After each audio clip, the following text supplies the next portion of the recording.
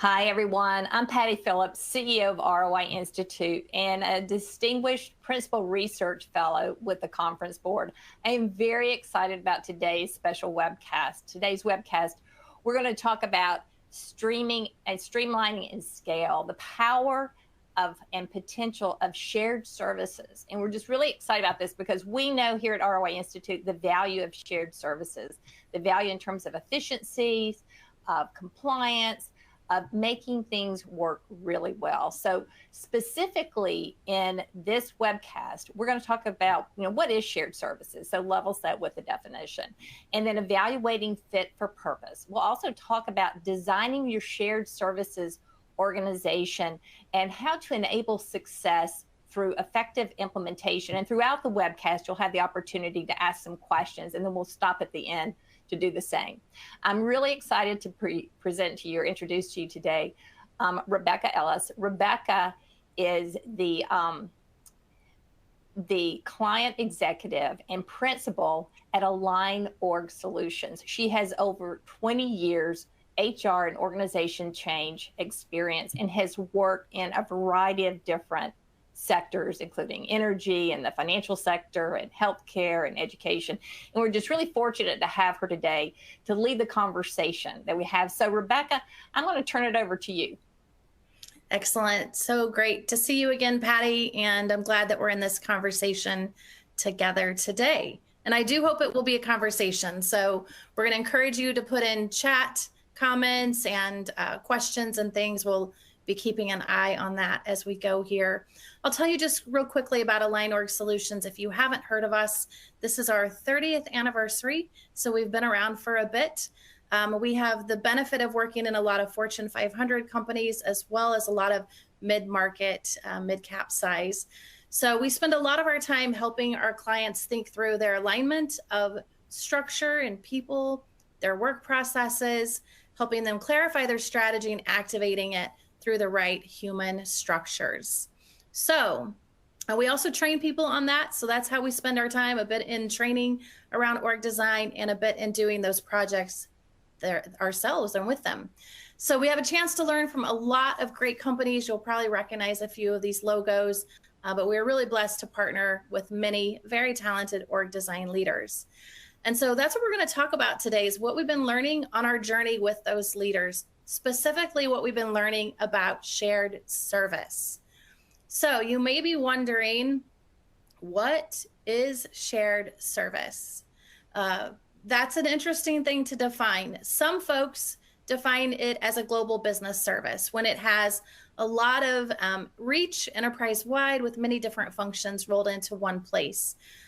More often we refer to as a shared service, but it's maybe easier to talk about what it isn't than what it is. So it is not just centralizing work. It is not just outsourcing your work to another team. It is not a center of excellence. That usually has a different purpose. And we have a white paper that's coming out this week we'll talk more about, and that's really, you're getting kind of a sneak peek of a lot of content that we're about to release.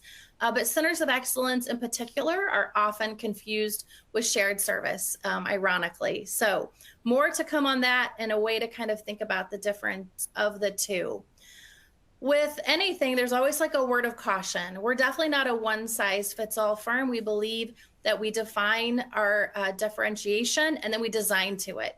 And so that is our tagline, differentiation by design. And we don't encourage a lot of copy paste, like benchmark, let's go after what someone else has done.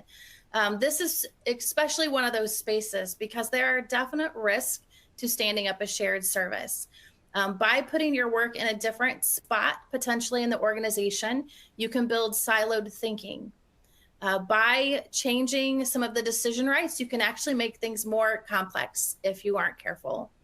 You can create some redundancy if you leave work stranded in other parts of the organization, and create some role clarity and confusion with people, which would then create some decreased responsiveness, which is probably the exact opposite of what you're trying to do.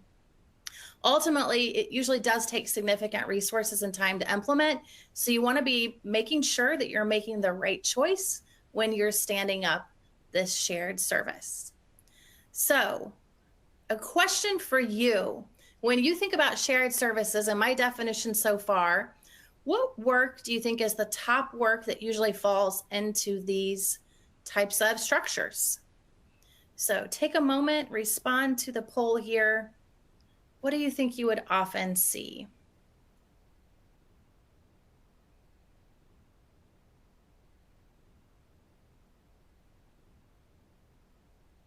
All right, I have a few folks who have submitted. Looks like it's just opened up for you.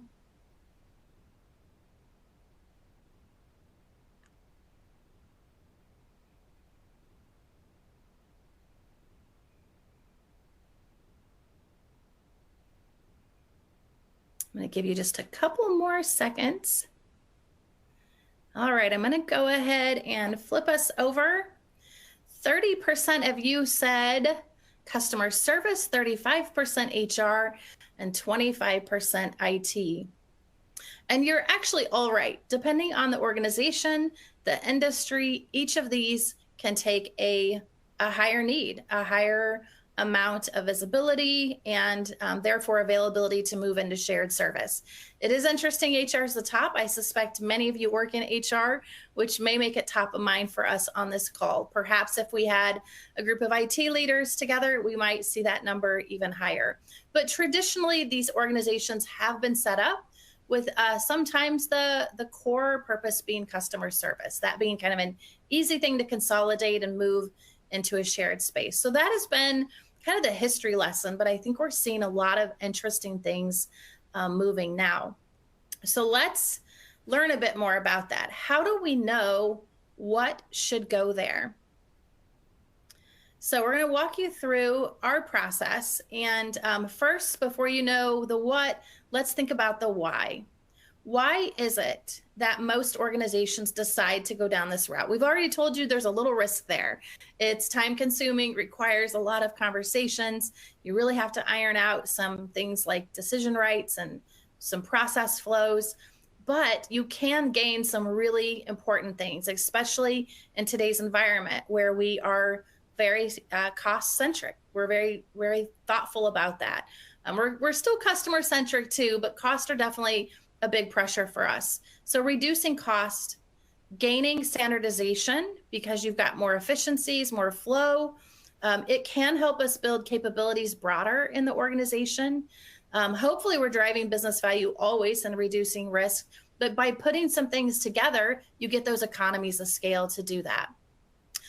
When the digital agenda first came about many years ago, this was one of the ways, like, let's automate and digitize and get a lot of work kind of flowing more smoothly.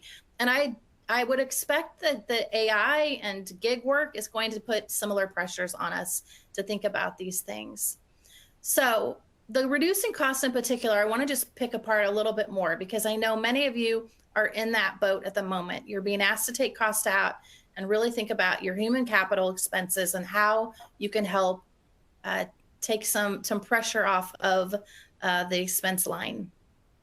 Because we're able to consolidate transactional work, increase those efficiencies of the work that is most, in AlignOrg terms, necessary and less strategic in value, it does allow us to get rid of some redundancy, improve some efficiencies, and really just streamline and scale work, as the title of this presentation suggests.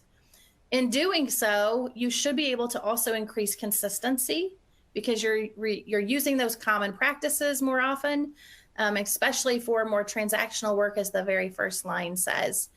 And it might even help you get better at analytics in the KPIs around this work because now it's consolidated, able to be measured from one single place.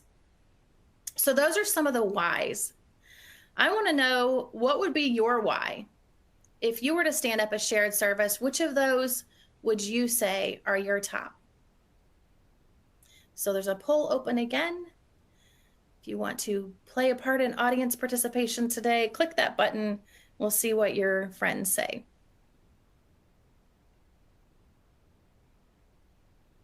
All right, I believe it is now open.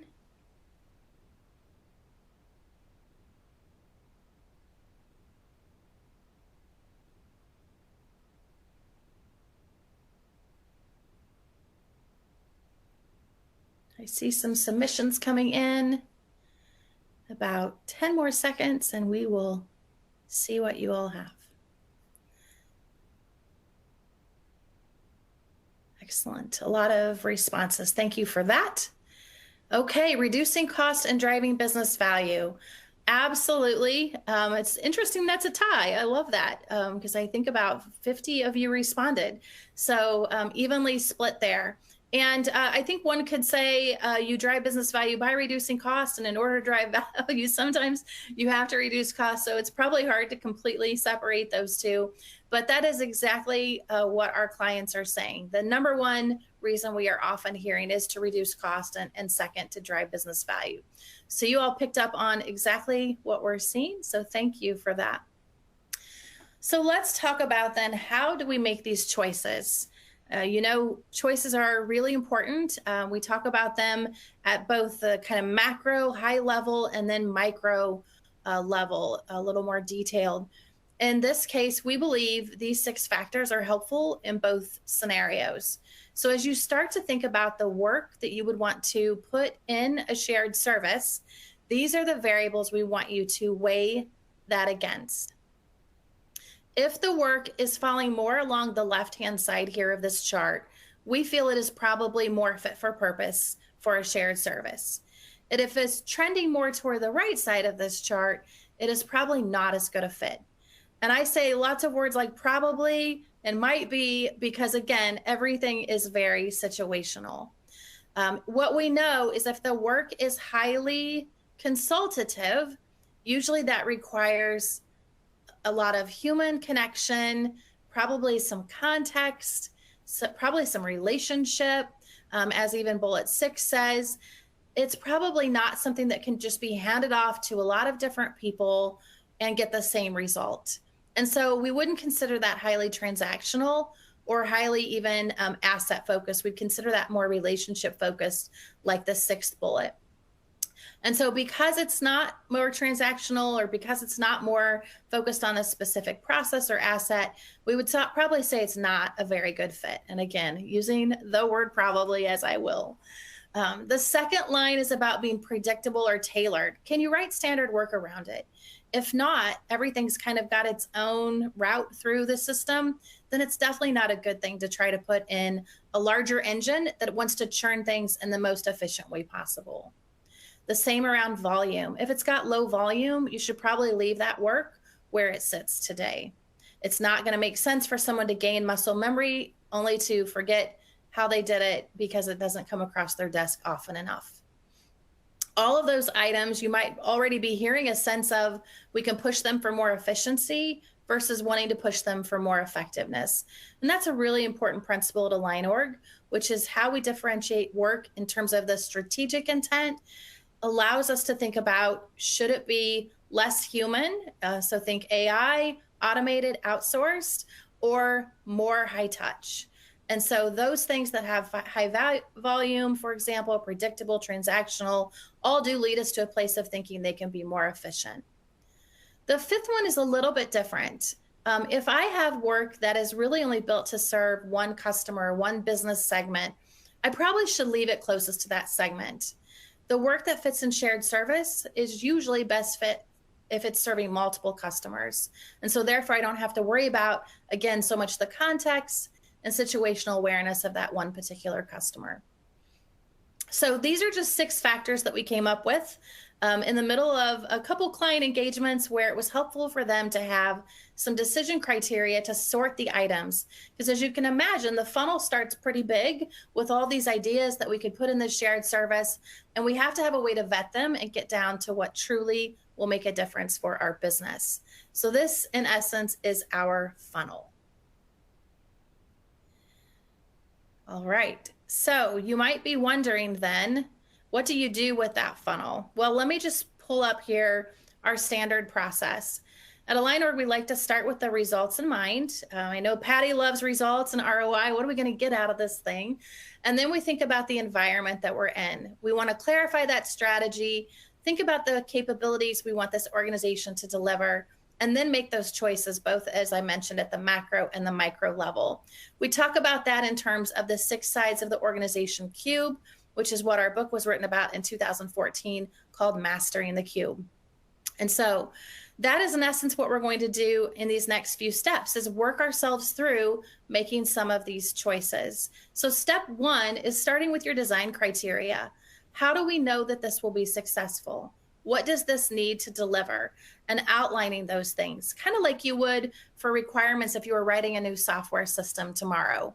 What is my actual requirement that this system be able to deliver for me? That's a pretty standard org design process. So you might have heard of that before if you've been working in org design in any way. Now that we know our criteria and kind of what success looks like at the end, I want you to think about the potential things that could go in that funnel I mentioned. What type of work might you want to put in a shared service? And here are some things we often see people choosing. They put their business optimization group there, which is here called process excellence and continuous improvement.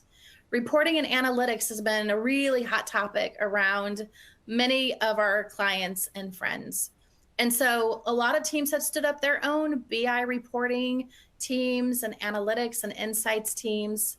And this gives us a chance to consolidate that and maybe look more systemically, more holistically at the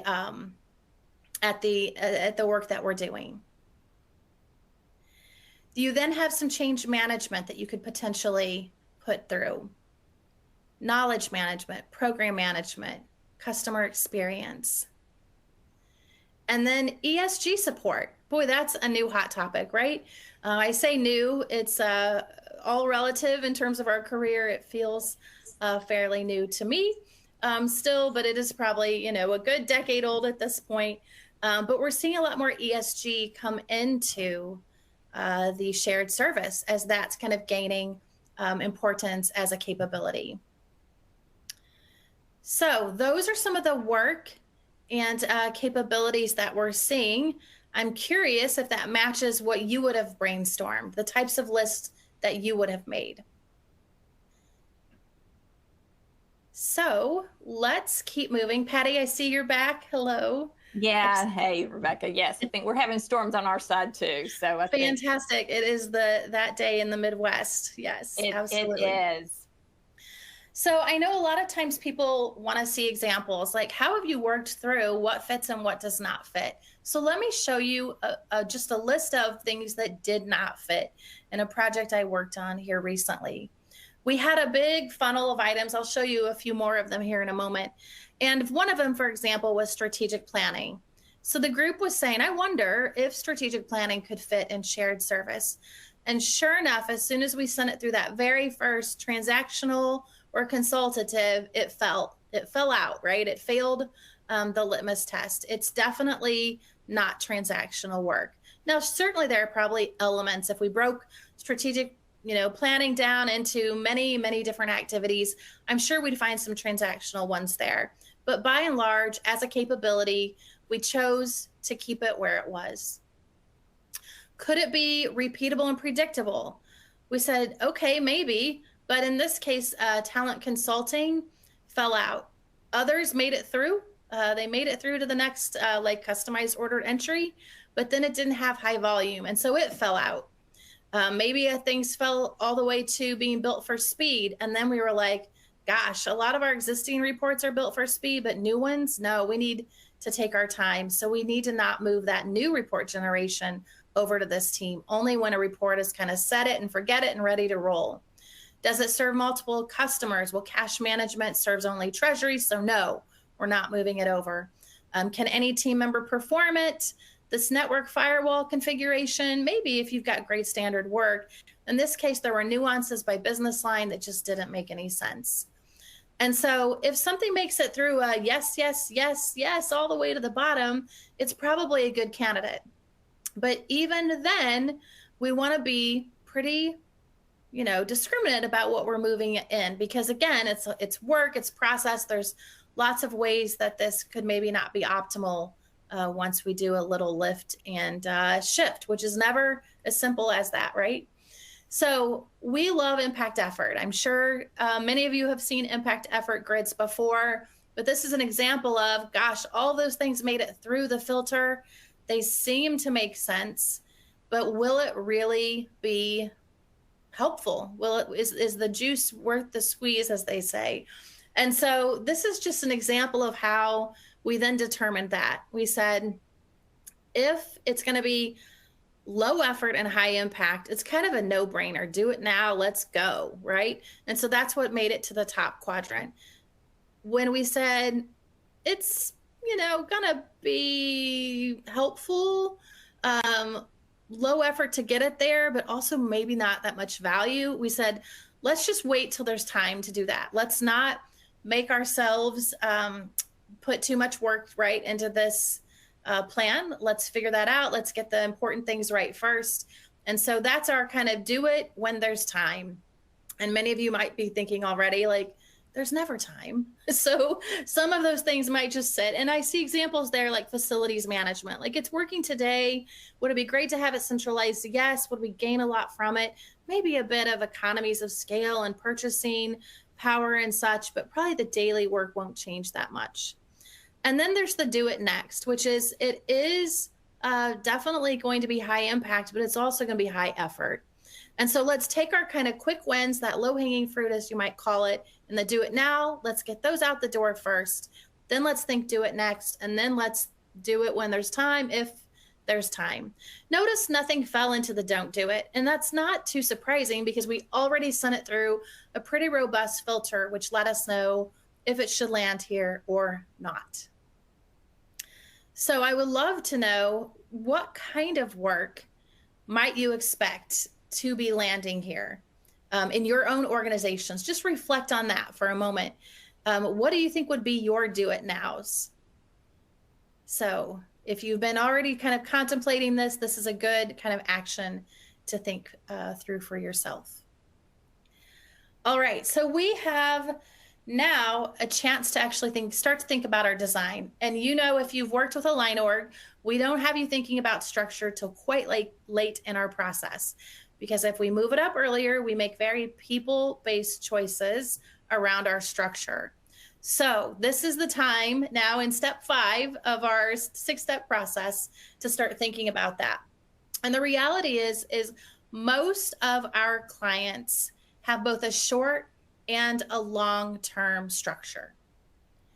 So the short-term structure might look like something here on the left, where we consolidate within the functions items into a functional shared service. And then once they mature and are good and running smoothly in their functions, we choose to move them to a global business service, as you might hear it called, or a shared team that sits more at the enterprise level, where you take an IT shared service, a HR shared service, a legal, tax, you name it, facilities, and you move those all into one group, which probably has an executive C-suite level type person leading it. Hey, Rebecca, can I jump in quick? Please. One quick question. Yes. And the question is, what is the typical or most common reporting relationship that you see? Yeah, absolutely. Great question. And so it's like you knew this was coming, Patty. This is what we often see. It is that more mature head of shared services. So the model I was speaking that we mature to on the right is what we see most common, but it is not often where people start. It's where they eventually land. They often start with that respective functional leaders, and some stay there. So 36% of the time, just a bit over a third, they actually stay in their respective functions and don't need to go to a more common or centralized enterprise spot. Behind the respective functional leaders, we're going to call out a few that we see as kind of owning shared services, sometimes even broader than their function. And the first is the CFO. The CFO space is often one of the first leaders in this space. They get out there in front, they consolidate a lot of financial ops types of work. FinTech has definitely enabled a lot of that. And they tend to pull other things in. It's like, we know that they can manage money. Let's let them manage other things. And you start to see HR give them payroll, and you start to see maybe the customer area give them order entry, order intake. And so the CFO in particular kind of stands out as a potential C-suite spot where this often starts and then matures into other things. We very rarely, as you can see, 1% of the time here, see the COO or the CIO taking that on, which might sound kind of counterintuitive because a lot of times people are thinking a lot of this is operations type of work that we're consolidating or tech-enabled type of work that we're consolidating. So hopefully that's helpful, but it is interesting because I think there's a maturity curve that allows us kind of to get to this spot. So let's talk a little bit more then around what that maturity curve looks like and how do we actually get to the point of a successful implementation? Because I heard you say, Rebecca, this is risky on slide 1, and you're already telling me like danger zone, this could be difficult. So do I really want to go there? There's an important tool at AlignOrg that we call linkages. The linkages in our language are just mechanisms that are formally designed to fix what the structure broke. Every structure has negative, unintended consequences. And this is a way for us to shore those things up and create mitigation strategies that allow us to make the best of the design that we've built. So service level agreements, or SLAs as we've put here in acronyms, that is one really important one. If I'm taking work, say, from the benefits hotline, and the benefits team inside HR is used to responding to employees within 24 hours, then when it moves to shared service, it better stay 24 hours, right? Or people are going to be very disappointed that they're getting another level of service. So that service level agreement allows us to keep escalation paths aligned across the functions that things are moving from, our response time, our level of kind of docking, how important things are. This basically defines all of those key characteristics. The other thing are metrics and scorecards. Sometimes we see folks very disappointed about the work that's moved over to shared service, and it's because they did not keep clear scorecards. They, in their minds, were measuring one thing, the shared service leader was looking at something else, and so therefore there was just an alignment missed opportunity because they weren't on the same page. So metrics and scorecards are a very important thing to align on and keep very regularly updated on. That probably looks like a monthly review of how work is coming through that the shared service is doing on your function's behalf. Knowledge management, transferring it. We do see a bit of like lift and shift and then not always take the same people, right? As we're looking at maybe gaining efficiencies, leaving folks back to focus on the more strategic work, taking the transactional. We've taken fractions of people's work, and then we've left what we call Swiss cheese back in the organization, where we've got gaps in processes, gaps in knowledge, and we haven't done the work to transfer all that to make it successful. So that's a really important thing. The continuous improvement and process and systems work probably goes without saying. An organization like shared service is built for efficiency. When you're built for efficiency, you have to make one of your superpowers continuous improvement. There will always be ways to disrupt that flow if you're not very careful in thinking about always reevaluating that. And then the last is governance and decision rights. And we put it last, and it's probably, to be honest, the most important. A little bit ties back to those SLAs, but how are we making decisions? Who's making decisions? Who gets the call on escalation? Is it the core functional owner who used to lead this work? Or is it the shared service leader now who might be in a separate, different chain of command altogether? And so being really clear on who can own what decision when exceptions arise and how to best govern this work is really important on the front end to ensure success. So let me tell you a little bit about once we see an issue, how do we know, right? So maybe you have shared service today and you're wondering, is it built for success? Here's how you would know if it's not doing what it needs to. I mentioned the obvious, which is that dashboard kind of looking good on one side and then the other stakeholders, the functional owners, not being happy. The other is just getting too disconnected. This is in essence creating a formal silo. And if we allow siloed thinking, it can easily get really disconnected from the customer, disconnected from the needs.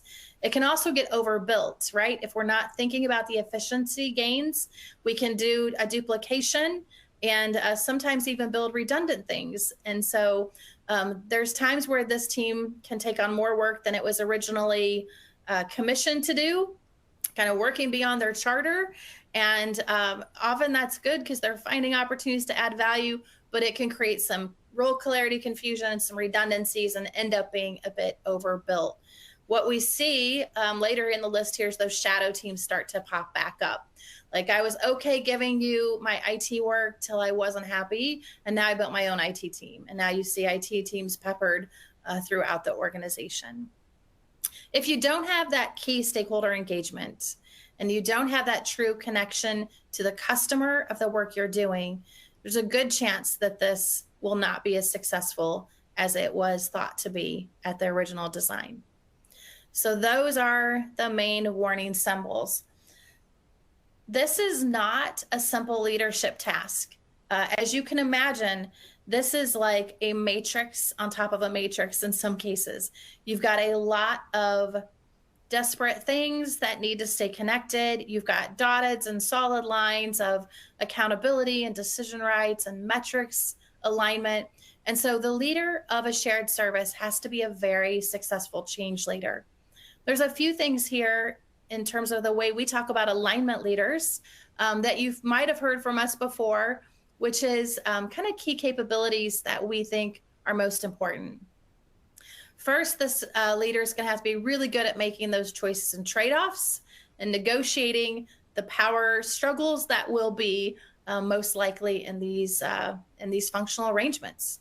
They're going to have to be thinking about alignment all the time and making sure, again, that all stakeholders, that there's customer alignment, that all parts of this system are very connected.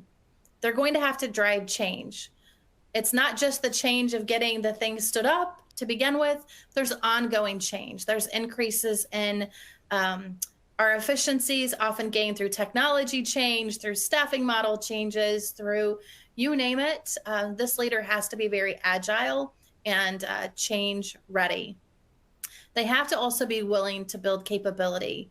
As you are starting to probably imagine, this is in many cases a chance for entry-level, early career talent type of work. And so you have to be really good at building people in a way that they can have quick speed to competence and be able to deliver on that work. And so that, in essence, is kind of the formula or recipe for us for successful leadership in this space. So I've done a lot of talking and sharing kind of the steps that we go through, the things that we analyze, and the decision criteria types of considerations that we would have. Ultimately, we believe you have to build a strong case for this change. You have to get the team together who will help you see this through implementation. You have to go both long and short term with those quick wins and then the long game. You have to think about those linkages so that your decision rights are clear, your metrics are clear, your SLAs are in place. And then you have to get the processes and systems of continuous improvement so that this continues to be a value-added function for the organization. So with that, I want you just to have another moment of personal reflection, which is if you were already contemplating or maybe already have a shared service, what do you want to do about it? Are there pieces you'd like to diagnose and consider maybe updating or optimizing? Or maybe this is a chance for you to start from a fresh sheet of paper and build a business case and build your own shared service group. These are the types of things here in our bullets 1 and 2 that we would suggest as your first place to start. And Rebecca, might I ask one more question? Please. So if someone is considering moving forward with a shared services model, and I know your answer is going to be it depends, because it does. That's the answer to all questions, right? That's right. But how long before, or how long might they anticipate seeing a payoff for their efforts? Because there are a lot of benefits to it, but then, there's a lot of investment in it as well. So in terms of timing and resources, when might they start seeing the real benefit of investing in this model? It's a great question, Patty. I do think that with the quick win type items that are low effort, high value, you could see a pretty quick return on that move, because often it's not going to require, because it's low effort, right? We're going to make some assumptions that it's not going to require a massive technology implementation or a massive process redesign. It's just getting folks together, getting some economies of scale, being able to share maybe a talent pool in a different way that you haven't been able to before. And so I would imagine that within a couple months of that realignment, you could see real returns for the business. For larger, hey, we can't pull these things together till we're on the same ERP or till we understand worldwide coverage and have all of our time zones managed with the right language and the right, localization. You're probably talking a multi-year effort in those cases to really get a return, because it's not as simple as moving people under one structure. There's a lot to be streamlined through the work processes themselves and the tech enablement piece. So yes, I'm going to give you an it depends. I think you could actually get some really low hanging fruit, as they like to say, items that would turn a very quick return for you. And then I think there are others that could be a massive return, but are going to be a long burn to get there. Yep. But to get started, you don't have to have the tech and the ERP. Absolutely. I mean, you can get started now, right? Yes. The biggest barrier, in my opinion, is not usually the technology or the localization or some of those. It's the mindset of the executive who is going to be, in their minds, giving up some resources and trusting that work will happen on their behalf when not in their leadership. And so getting just a couple proof points, a couple success cases going allows people to build that trust and feel confident that they can give them more. And so I think rather than trying to look like you're trying to build an empire and bring a bunch of stuff in, it's most important to start small, get those proof points, those test case going, and then let it landslide from there. Yeah. Now, if they wanted to engage with you and your team there at AlignOrg Solutions, how would they get started? Good question. So the best way to get started is to download our executive guide and visit our website. So we have a contact us form where, of course, you can let us know if you would like us to reach out. We love to send our friends things, but also don't want to overwhelm people with things that they don't appreciate. So I know you might not be marked as a marketing contact for TCB as a whole. This will get you in to at least the shared services guide, and you can let us know from there if you want more of our tips and tricks, so to speak. But if you'd like a specific conversation, there's a contact form on our website, or you can reach out to me on LinkedIn, which that is how you would look up my name. And I think this QR code takes you directly to our company LinkedIn page. So those are the best ways to be in contact.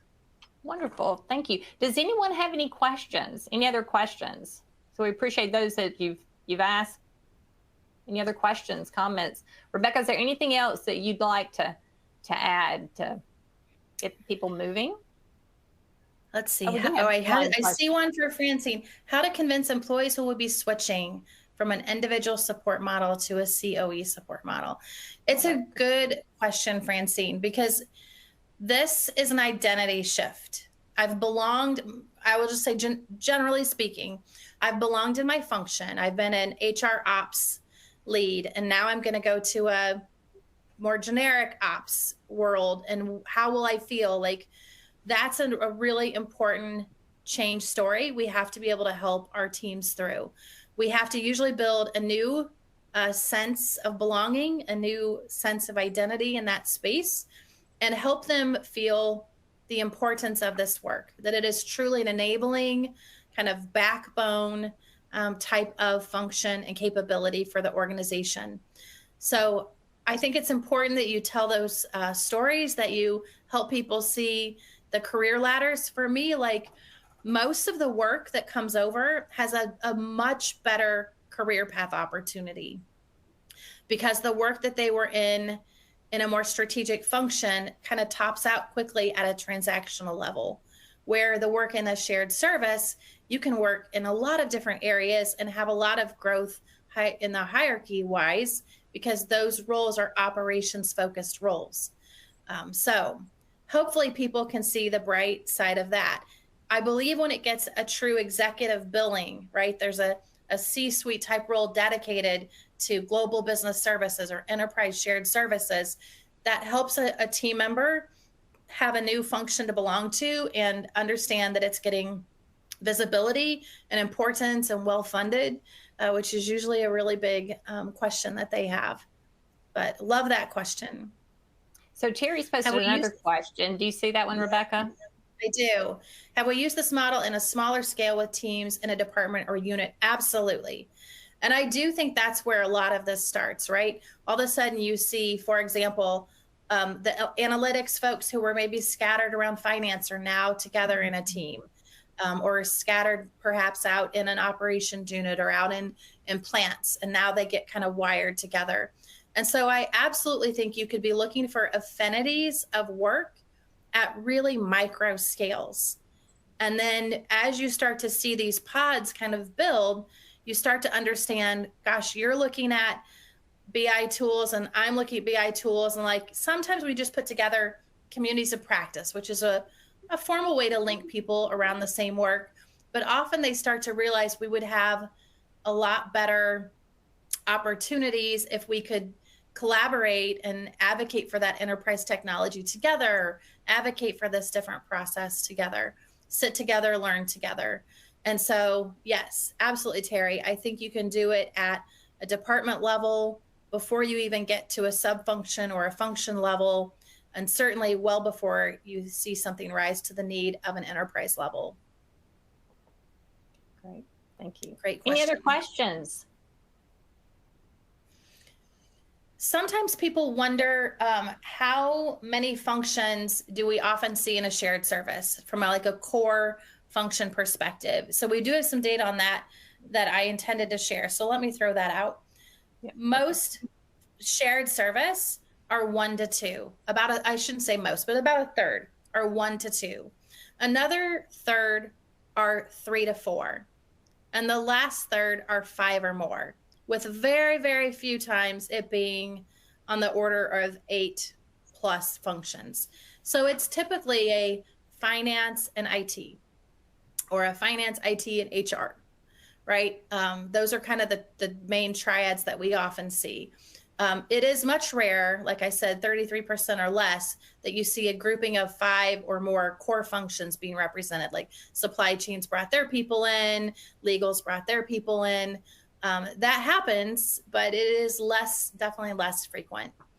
And again, I think this is a bit to that maturity, like let's start here and then let's bring one group of friends over. And then once we feel confident there, let's bring in a bit more similar and shared work over time. So perhaps those numbers will skew, and 5 years from now, I could tell you it's tilted the other way, and now 66% 5 or more functions. But for now, it's still the small majority. Wonderful. Thank you for that. Yes. Okay. Any other questions? I don't see any. I'm going to, again, put your email address up here for all who may not have grabbed it. Perfect. Wonderful. And then this gets to the company LinkedIn. Is that what you said, Rebecca? That's right. That gets to our company LinkedIn page, where you'll hear about conferences, our white papers that we're releasing, like what's coming out this week, and just other fun facts. So feel free to join us out there. Wonderful. Now, will everyone get a copy of the slides? Are you going to share the slide deck? Yes, you will have a PDF of the slides coming from the conference board. That's right. Wonderful. Perfect. Any other questions from folks? This was great. Thank you, Rebecca. You're welcome, Patty. All right, everyone. Well, thank you for joining us today. It was a pleasure. And again, Rebecca, thanks so much for putting out there the steps. And what I really loved is that you were so crystal clear on the organizations where this process or this model works. And if you work in the other organizations with the other characteristics, maybe it's not where you need to go. And so you're really delineating that, and I appreciate that. And also those clear steps, that clear path to success. So thank you for that. So just a reminder to everyone, the conference board offers a number of webcasts and opportunities to learn from colleagues like Rebecca. These are just some of the ones coming up in March. So please register for the webcast, join us. They're always interesting, always helpful. We'd love to see you there. And then two, I did want to mention MyTCB. So MyTCB is a new website for conference board members, and it's a place where you can get all the insights and the research and connect with your colleagues and peers. So if you're a member of the conference board, please take advantage of the MyTCB website. Now, I do see one more question, Rebecca. It just popped in. If you have just another moment. You have one more second? Yes, absolutely. Thank you, Penny, for your question. So I have not heard of too many companies moving back the work from shared service into the business units. I do think there's small, like in terms of like disintegrating an entire shared service, it's pretty rare. I can think of maybe one time I've seen it. But there is more of a chance of that work being pulled back. And I mentioned this a bit when a senior leader does not think they're being served well from the center group, the shared service group. And a lot of times that seems to happen around things like IT. I want this person building this specific code for me, and when I send it over here, it gets built in a way that's not helpful, and so I want to pull it back. And I do wonder at times is that if it would not have made it through the filter to begin with because it was low volume or highly customized. So sometimes you see that around learning. Like we try to put instructional designers together, and then my sales folks actually should know something different than the others. They need more context. And so I'm going to pull my sales instructional designers back in. So I usually see it kind of parted out or parts of it pulled versus the whole group being sent back in. And to your point, it's usually because I've not been satisfied with what I'm getting, right? And so I want to kind of reverse that decision. You have another comment about disbanding SLAs in lieu of effective performance management scorecards. And I think that's true. If the scorecard can already account for my standard response time, how I'm going to escalate, how I'm going to deal with exceptions, et cetera, then I do think you could probably not have to be so explicit in your SLAs. But that's kind of the base layer typically of our agreements. And then the scorecards get into a little more of the how we'll know we're off of our metrics, so to speak. So anyway, that's a great question. Outsourcing, I do think will continue to be an important topic, especially with the cost pressures that a lot of organizations are being faced with. Once you move things to shared service, they do tend to start to feel like something that could be ported even further away from the core. And I think that is a danger in how we communicate the standing up of such organizations and a risk from a change and acceptance perspective as folks move into shared service. So I think you have to be really clear on your messaging about the long-term game.